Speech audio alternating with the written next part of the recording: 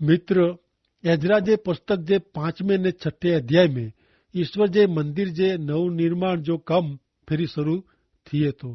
पां अगाऊ नेरी विया आहियूं ती इजराइल प्रजा जा दुश्मन ईश्वर जे मंदिर जे जीर्णोद्वार जे कम खे अटकायो हुओ। इजराइल प्रजा जा दुश्मन ईरान जे आर्तासास्ता राजा ते हिकिड़ो पत्र लिखी यरूशलेम विषय खोटी छाप भी कयो हो। उन यरूशलेम वासीअ खे राष्ट्रद्रोही बंडखोर ने ख़राब माण्हू तरीक़े लिखायो हो। आर्तासास्ता राजा ही पत्र वांचीने इजराइल प्रजा जो इतिहास तपासियो ने इनके जणायो कि ही प्रजा भूतकाल में विरुद्ध थी हुई। ऊ राष्ट्र जे अंत जे भाग में दक्षिण जे यहूदा राष्ट्र सामे हुल्लड़ करी विरुद्ध थिया हुआ। उन्हीं 3 वक़्त हुल्लड़ कयो ने सामा थिया हुआ। छेवटे नबुकत नेसर राजा अचीने यरूशलेम शहर जो नाश कयो, पण आर्तासास्ता राजा पूरी तपास के ने इनके खबर मिली कि इजरायली प्रजा विरुद्ध थी हुई है। ऊ सच्ची गाल हुई, छता यरूशलेम शहर जी फिरी थी बदे जो सड जाहिर में थियो हो, ऊ बाबत जी उनी तपास कयो न। हाणे ही टाइम इजराइल प्रजा ला घणे हिम्मत हारी वञा जो अहिड़ो हो। इजरायली लोग बांधकम जो कम ता बंद कयो, पण इन भेरा समारकाम जो कम सजे कम नू पंहिंजा हथ धुई विझे जो उन्ही के मन थियो। उन्ही के लगो कि उन्ही जी समस्या जो ही खासे में खासो उपाय है। घणे लोग अहिड़ा हुआ था जेको अहिड़ो वीचारीए था कि जो ऊ पंहिंजो स्थल बदली विझे त उन्ही जा मिड़े सवाल हल थी वञे, पण अहिड़ो हमेशा बने नथो। पां पंहिंजी समस्या नू परिया वञी सघो नथा। ख़ासी ॻाल्हि उहा आहे कि हिन टाणे इजरायली लोग छेटा विया हुआ। ईश्वर उन्ही ला हगाय ने जखारिया ना जा प्रबोधक उभा कयो। खरेखर त पां मेड़े सजो चित्र नेरियो वे त नेहमिया जे पुस्तक जो अभ्यास करे टाणे पाके हगाय ने जखारिया पुस्तक जो ने दानियल ने एस्तर जे पुस्तक जो अभ्यास कियो खपे। ही मेड़े पुस्तक हिकिड़े समय गारे के समय गिने था ने इन जो समूह अभ्यास घणे फ़ाइदेकारक बने थो। एजरा जो 5वां अध्याय ने तंहिंजी पहली कलम सुनो। हाणे यहूदिया ने यरूशलेम में जेको यहूदी हुआ उन्ही के प्रबोधक हगाय ने उद्दो जो पुत्र जखारिया इजराइल में देव जे नामे प्रबोध कयो। ईश्वर जे मंदिर जो जीर्णोद्वार ला इन जो नवे सन्नू बांधकम करेला इजराइल लोग के उत्तेजन हिम्मत दिनेला ईश्वर हिन बॉय प्रबोधक के बोलायो। हिन बॉय प्रबोधक के खबर हुई कि ईरान जो राजा कोरेस यरूशलेम शहर के फिर थी बदेला इजरायली लोग के परवानगी वारो वट हुकम बारा कढे में। ईश्वर जे प्रबोधक के ऊ पण खबर हुई कि यरूशलेम शहर जे नवनिर्माण ला ईश्वर जी इच्छा हुई ने उन टाणे पण ईश्वर जी इच्छा में वो हगाय प्रबोधक उन्ही के ईश्वर जो संदेशवाहक तरीके ओळखाई था। हाणे हगाय ने जखारिया प्रबोधक सरखा न हुआ। बॉय में हिकिड़ी बाबत सरखी हुई। ऊ बॉय ईश्वर जा प्रबोधक हुआ। ऊ हगाय जा पग धरती मथे हुआ। ऊ हिकिड़ो मजबूत व्यक्ति हो। पां इन ते आधार रखी सको। ऊ हकीकत स्वीकारींदो हो। जाने का हगाय पिंड भेरी फुटपट्टी खणी ने फिरंदो हो ने हरेक बाबत के ऊ मापी ने नेरींदो हो। हरेक बाबत पूरी माप जी टकाऊ ने खातरी वारी होनी खपे। हगाय जी प्रकृति अहिड़ी हुई। ऊ हरेक बाबत सन्ने में सनी विगतूं तपासींदो हो ने हगाय इजराइल प्रजा जी प्रेरक बुद्धि से गाल कईंदो हो। इन जो उपदेश हृदय में सीधे सीधो उतरी वेंदो हो ने पीड़ापण उत्पन्न कईंदो हो, आकरो लगंदो हो। हगाय जड़ा प्रबोधक लोकप्रिय न हुआ। वर्तमान समय में पण नहीं। हाणे जखारिया ना जो ईश्वर जो प्रबोधक साव अलग प्रकृति जो हो। इन जो मथो जाने का वडर में फिरंदो हो। इन वटे जबरो दर्शन ने उपदेश वो ने इन जे दर्शन प्रमाणे संदेश पण वो। वो लोग जी लागणी के પડકારીंदो हो। वो लोग जे हृदय साथे गाल कईंदो हो। ही बॉय प्रबोधक हगाय ने जखारिया भेरा मिली ने लोग जी प्रेरक बुद्धि ने हृदय के हचमचाए विझंदा हुआ। वडे भागे हगाय के नेता तरीके लेखे में अचींदो हो। पण ऊ बॉय लोग के नवे सन्नू बांधकम जो कम करेला सलाह ने हिम्मत ॾींदा हुआ। अहिड़े समय में जखारिया ने हगाई जा पुस्तक भेरा भेरा वाचना घणे फ़ाइदाकारक निवड़े था। नेरियो 5वें अध्याय जी 2 ने 3 कलम। तॾहिं सालतीएल जो पुत्र जरुब्बाबेल ने योसादाक जो पुत्र यसुआ यरूशलेम में देव जो जेको मंदिर है उ बधेला मढिया। उन्ही भेरा देव जा प्रबोधक उन्ही जी मदद में रहंदा हुआ। उन टाइम ते नदी पार जो सूबो तातनाए सथार बोजनाए ने उन्ही जा मित्र उन्ही वटे अची ने अहिड़ो चयो कि ही मंदिर बधेला ने ही रांग पूरे पूरी करेला आके केर आज्ञा ॾिने आहे। हाणे जॾहिं इजरायली लोग ईश्वर जो मंदिर नवेसर थी सरखो करेला मंडिया तॾहिं उन्ही जे दुश्मन खे इन जी ख़बर मिली। हिते चेमे आयो आहे कि तातनाए समरून प्रदेश जो ईरानी सूबो हो ने सथार बोजनाए वॾे भागे वॾो अधिकारी हो। उन्ही बोय अची ने इज़राइल लोग खे पड़कारियो। उन्ही चयो ऐं ही कोड़ो करी रहिया आहियो, आंजो इरादो कोड़ो आहे, आके बांधकाम करे जी ता मनाई फरमाए में आवई आहे। हाणे इजरायली लोग हिन लोग खे जेको जवाब ॾिनो इनके जवाब ज न चवाजे। तातनाए ने इन भेरा आवल लोग इजराइल लोग जा दुश्मन हुई, उ दुनियाई मानस जा माण्हू हुई ने यहूदी लोग उन्ही वटे उन्ही जा मोती वेराइए न। कोरो दुश्मन हू हकीकत समझी सके कि ईश्वर इजराइल प्रजा के बांधकाम जो उपदेश ॾिनो हुयो। छेवटे ता ईश्वर जा रहस्य ईश्वर जे द्रामे ऐं उन्ही वटे ऐं ॿिए कंहिं वटे न। नैसर्गिक माण्हू ईश्वर जे आत्मा जी ॻाल्हियूं स्वीकारे नथो, कारण उहे ॻाल्हियूं इनके मूर्खाई जहिड़ी लॻे थी। इजरायली लोग उन्ही जे मूर्ख दुश्मन के उन्ही के लायक मूर्खाई जहिड़ो जवाब ॾिनो। हकीकत में त इजरायली लोग पंहिंजे दुश्मन के हिकिड़ो सवाल पुछींदे जवाब ॾिनो। नेरियो इजरा 5 4 कलम। उन्ही हू पण चयो कि ही इमारत केरु ॿधे थो, उन्ही जा ना ॾियो। ॿिए शब्द में नेरियूं त इजरायली लोग जा दुश्मन अहिड़ो चयो कि असांखे ॾिने में आवल यादी में अंजा ना नेरेला मिलिया नहीं। ज ऐं ही जीर्णोद्धार कम में भागीदार वो ने नव निर्माण कम में सहयोगी वो तो असीं आके जरूर जवाब ॾियूं, पर ना जी यादी में आजा ना नहीं, एतिरे असीं आके जवाब नहीं ॾियूं। ॿिए शब्द में असांखे सवाल करे जो आके कोई अधिकार न आहे। ही बाबत आके कीअं छबे नथी। हाणे अहिड़ो जवाब बांधकाम करींदल के बारे मुश्किली में विझेड़ो हो, पर नेरियो कहिड़ो बने थो। 5वें अध्याय जी 5वीं कलम। पण यहूदीअ जे वडील ते कृपा दृष्टि वी तंहिं ही बाबत दारियावेस जे सुणे में आवई। पोइ पतरस से जवाब न मिले त्या सुधी उन्ही के अटकायो न। मित्र अजैब जहिड़ी बाबत उहा आहे कि ईश्वर पंहिंजे लोक ते नज़र रखे था, तंहिं पाण ईश्वर ते आधार रखूं था। हाणे इजरायली लोक जा दुश्मन हिन टाइम जा दारियावेस राजा के हिकिड़ो ॿियो पत्र ॾिए था। हेवर सुधी 7 वरे जो समयगारो वीती वियो आहे।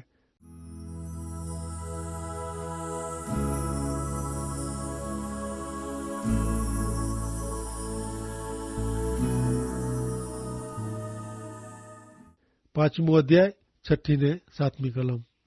नदी पार जो सूबो तातनाए सथार बोजनाए ने इन जा साथी अफारसा खायो जेको नदी पार रोंदा हुआ, उन्ही जेको पत्र दारियावेस राजा ते हलायो इनमें इन प्रमाणे लिखल हो। दारियावेस राजा के क्षेम कुशलता हो। इजराइल जा दुश्मन फरी पाछा हिन हिकिड़े पत्र के जपाटे रवाना कई था। 5वें अध्याय जी 8वीं कलम।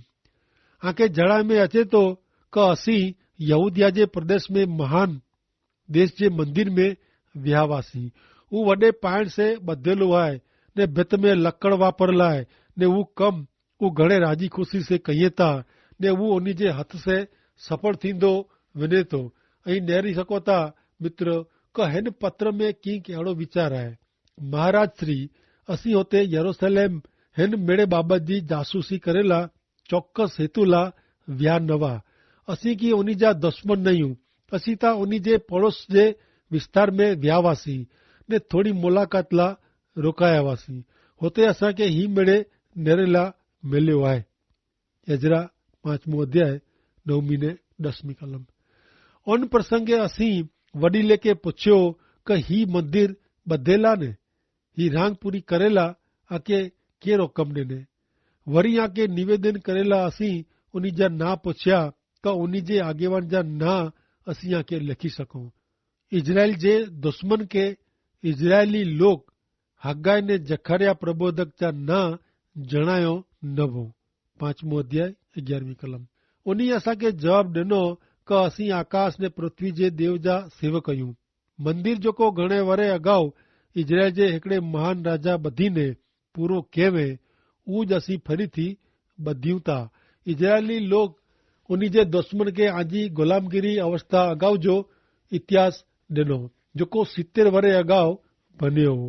एजरा 5मो अध्याय 12 થી 13 कलम। पण असांजा वड़ॾाॾा आकाश जे देव के कोपायमान क्यों तंहिंला ऊ बाबिल जे राजा कासदी नबूखाद नेसा जे हथ में उन्हीं के सौंपियो। ऊ इन मंदिर जो नाश करीने लोक के बाबिल कोठी वियो। बाबिल जो राजा कोरेस पंहिंजे राज्य जे पहले वरे देव जो ऊ मंदिर बदे जो हुकम के।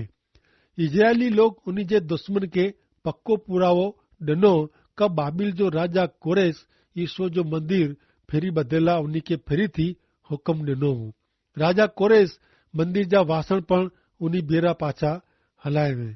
5मो अध्याय 14મી ने 15મી कलम। वरी देव जे मंदिर जे 100 रुपए जा वासण नबूखाद निसार यरूशलेम जे मंदिर में जा कढीने बाबिल जे मंदिर में खणी आयो वो ने ऊ कोरेस राजा बाबिल जे मंदिर में जा खणीने सेसबासार सूबे के सौंपे ने ऊ इनके फरमाए कि हिन पत्र के यरूशलेम जे मंदिर में पाछा रख ने देव जो मंदिर इन जी असल जगह ते बध। हाणे ही पत्र हिन विनंती साथे पूरो थिए तो। 70મી कलम। त हाणे आजी नजर में ठीक लगे त कोरेस राजा यरूशलेम में देव जो ही मंदिर बदे जो हुकम केवे क न इन जी शोध पंहिंजा बाबिल जे भंडार में कराई जा ने ऊ बाबते आंजी इच्छा प्रमाणे हुकम फरमाई जा। इजराइल जा दुश्मन कॾहिं पण अहिड़ो मञियो न हो कि राजा कोरेस हिन प्रकार जो वटो कम कढियो वे। पण उन्हीं जे पत्र में ऊ राजा दारियावेस के अहिड़ो जणाइए था कि इजरायली लोग हिन प्रकार जे वट हुकम जे आधारे बांधकम जो कम करी रहिया आहिनि। तंहिंला इजराइल जा दुश्मन दारियावेस राजा के विनंती कई था कि हिन विषय तपास करे में अचे। दुश्मन के खातरी है कि राजा कोरेस कोई अहिड़ो वट हुकम बारा कढे न ने इजरायली लोग खोटा बहाना कढीने ही कम करी रहिया आहिनि। हाणे दारियावेस राजा के कोरेस राजा जे वट हुकम जो पुरावो मिले थो। हाणे पाके ईश्वर जे लोक जो स्थान ने उन जी हालत उन बॉय बाबत विषय समझे जी जरूर है। ही बॉय बाबत साव अलग अलग है। स्थिति स्थान जी दृष्टि से यहूदी लोग ईश्वर इच्छा प्रमाणे जी जगह ते वाह एतिरे क वचन जे देश में पाछा फिरेला कोरेस राजा वट हुकम बारा कढे वे ने ऊ चवे कि ऊ ईश्वर जी आज्ञा प्रमाणे ही वट हुकम कढे है। तंहिंला इजरायली लोग ईश्वर इच्छा प्रमाणे जी जगह ते वाह पण उन्हीं जी हालत घणे खासी न आहे। ऊ निराश थी विया आहिनि। ऊ हिन कम जा परिया भजियला मंगे था। ईश्वर तंहिंला उन्हीं के प्रोत्साहन मिले तंहिंला प्रबोधक उभा के अहिड़ो लगे तो कि अॼु ईश्वर जा लोग उन्हीं जी हालत ने स्थल के हिकिड़े ॿिए साथे भरायला मंगे था। पण खातरी रखो मित्र कि ज ऐं प्रभु यीशु ख्रिस्त में आयो त ऐं सलामत आयो। आंजो सृष्टि स्थान खासो आहे पण आंजी परिस्थिति कहिड़ी आहे। कोरो ऐं निराश थियला विश्वासी आयो। कोरो आंजे उद्धार से प्रभु यीशु ख्रिस्त के सौंपायला आयो ने तंहिं छतां मेड़े छॾी ॾिनेला मंगो था। ही मेड़े बाबत नूं आंखे परिया हलियो वञणो आहे। जो अहिड़ो ज वे त आंजो स्थिति स्थान ता खासो जाए पण शक्य आहे कि आंजी परिस्थिति कदाच ख़राब वे। मज़ा पे अहिड़ी ॻाल्हि ऊ आहे कि ईश्वर उन्हीं जे लोग भेरा आई ने ईश्वर जी इच्छा पूरी थिए वारी आहे। पाके 6 अध्याय में नेरेला मिलंदो कि दारियावेस राजा शोधखोड़ के ने तंहिंसे इजरायली लोग जा दुश्मन हारी विया। हाणे नेरियो कुरो थिए तो एजरा 6 अध्याय कलम 1। दारियावेस राजा बाबिल जे भंडार जे दफ्तर खाने में शोध करे जो हुकम के दार्यावेश राजा भंडार जे दफ्तर खाने में तपास कराए थो। 6 अध्याय 2-5 कलम। तॾहिं मादाय प्रदेश जा एक बातान जे महल में जा हिकिड़ो लेख मिली आयो। इनमें हिन प्रमाणे लिखियो हो। कोरेस राजा पंहिंजी कारकिर्दी जे पहले वरे ठराव करीने हुकम के क यरूशलेम जे मंदिर विषय हुकम आहे क जिन मकान में लोग यज्ञार्पण कईं था ऊ मंदिर बदणू, इन जा पाया मजबूत विझणा, इन जी ऊंचाई ने चौड़ाई 60-60 हथ रखणी, वॾे पाइण जी 3 हार ने नवे लकड़े जी हिकिड़ी हार रखणी, ने इन जो ख़र्चो राज्य जे भंडार में जा ॾीणो। वरी देव जे मंदिर जा 100 रुपए जा पात्र, एतिरे क वासण जेको नबूखत निसार यरूशलेम जे मंदिर में जा कढीने बाबिल खणी आयो हो, ऊ यरूशलेम जे मंदिर में उन्ही के पिन पिन जी जगह ते पाछा रखणा। ही मिड़ेज लेख में नोंदल हो। दार्यावेश राजा ही मिड़े गोती कढे। इजराइल जा दुश्मन कोरेस राजा जे वट हुकम विषे उन्ही जे पत्र में जणाए न वे त दार्यावेश राजा के कॾहिं पण हिन वट हुकम जी ख़बर पई हुई न। ऐं नेरो मित्र, ईश्वर कहिड़ी अजाइब रीते कम कईं था। हाणे दार्यावेश राजा तातनाए सूबे के ही संदेशो हलाए थो। 6 अध्याय ने 6-7 कलम। नदी पार जा सूबा तातनाए, सथार, बोजनाए ने नदी जी ओन पार जा आंजा साथी अफारसा ख्याय के होडानू परिया रोणू। देव जे उन मंदिर जे कम के आके वधारणू न। यहूदीअ जो सूबो ने यहूदीअ जा वडिल ऊ मंदिर असल जगह ते बदीए। तातनाए हिकिड़ो सूबो वो ने ऊ धारे में क यरूशलेम जे मंदिर जो जीर्णोद्धार ऊ अटकाए सकंदो। पर जॾहिं दार्यावेश राजा कोरेस राजा जो वट हुकम शोधी कढे, तॾहिं इनके वीचार आयो क मादी ने ईरानी लोग जे कायदे के तोड़ी क फेराई सकाजे न। तंहिंला ऊ वट हुकम में वधारो करे थो। नेरो 6 अध्याय जी 8वीं कलम।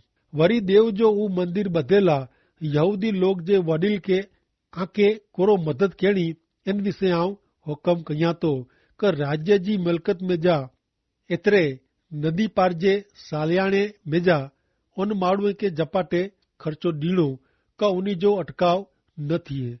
दार्यावेश राजा चए थो क आके यहूदीअ जो कम अटकाइणो न।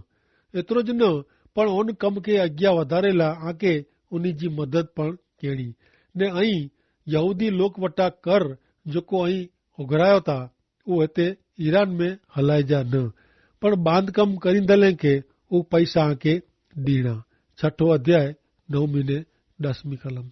वरी उन्ही के जेको चीज वस्तु जी जरूर वे ऊ एतिरे आकाश जे देवला दहनापन ला जुआन गोधा, मेढा, हलवान ने यरूशलेम जे याजक जे जणाए प्रमाणे गेहूं, मीठो, द्राक्षा रस, तेल उन्ही के रोज अचूक ॾीणा, जेथी ऊ आकाश जे देव वटे सुगंधित यज्ञ कईए ने राजा ने इन जे पुत्र जी वॾी उमिरि ला प्रार्थना कईए।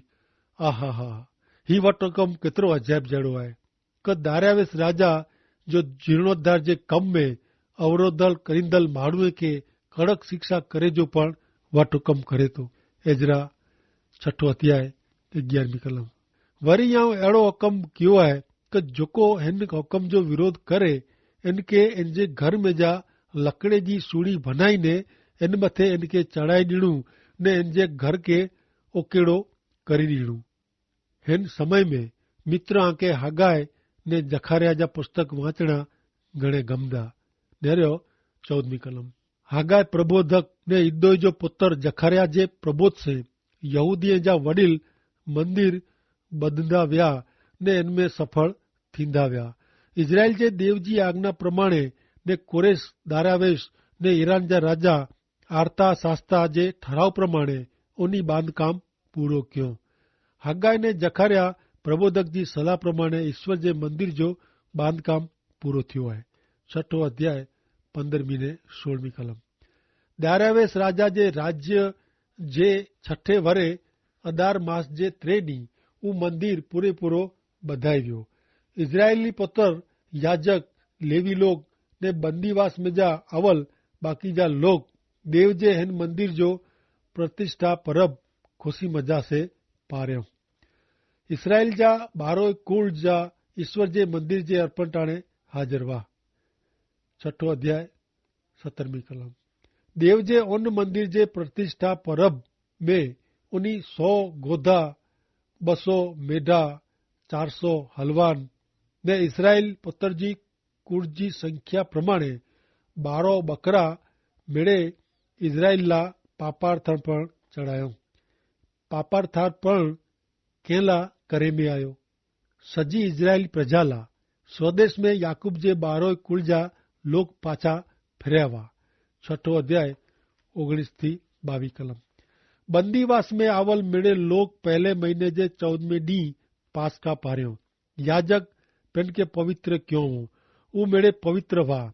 बंदीवास में जा आवल मेड़े लोक ला पेंजे याजक भाइये ला ने पेंडला लेवी लोग पास्का कप्यो। बंदीवास में जा आवल इसराइल लोग ने देश जे प्रतिमा पूजक जी मलिनतानु अलग थईने इसराइल जे देव यहोवा जी उपासना करेला शामिल थયેલ मेड़े ऊ खाधो ने 7 दी सुधी बे खमीर जो परब खुशी से पार्यो। कारण यहोवा उन्हीं के खुशी दिनो हो आनंदित क्यों हो ने इज़राइल जे देव जे मंदिर जे कमला उन्हीं जा हथ मजबूत करेला ऊ आसू जे राजा जे मन में उन्हीं ला दया भाव उत्पन्न क्यों। ईश्वर जे मंदिर के अर्पण क्यों पोय 5 अठवाडिया पोय पास्का परब पारे में आयो। पास्का परब प्रभु यीशु ख्रिस्त जे मरण तरफ आंगरी चेंधे तो प्रभु यीशु ख्रिस्त पाला बलिदान थी विया। आमीन।